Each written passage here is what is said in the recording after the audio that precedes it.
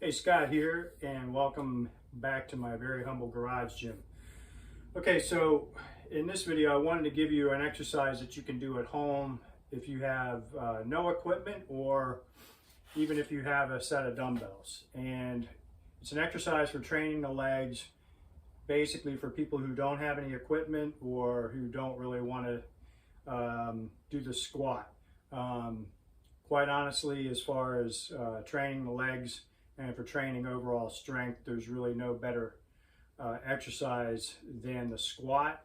But I understand that a lot of people want to tend to avoid it. Years ago, I trained in a Kung Fu school, and our primary way of training our legs was to get into the horse stance. And we used the horse stance to train a lot of our upper body strikes when we were just practicing in the air, and when we trained on the heavy bag as well, when we were just working on the very basics of each of the strikes that we would practice.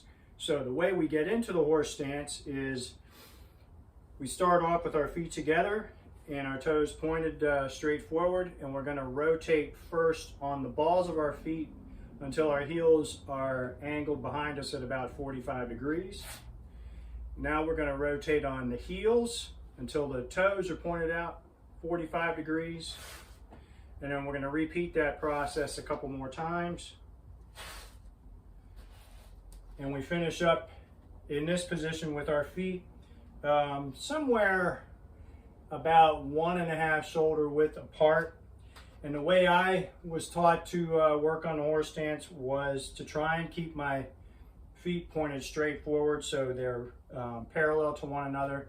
However, if you're getting up there in age, or if you have any old injuries, knee issues, ankle, it's perfectly okay to have the feet pointed out a little bit out to the sides to help you get into the stance as deeply as possible. So hands on our hips. Basically, we're not training in a formal Kung Fu school, so we'll just work with our hands on our hips. Now, what you want to do is you want to feel like you're turning your knees outward so that you feel a stretch in the groin, and you sink down as low as you can go, keeping your upper body as straight as possible, nice and tight, lower back, keep your core tight, and then basically you just hold that position. So this is what it looks like from the side.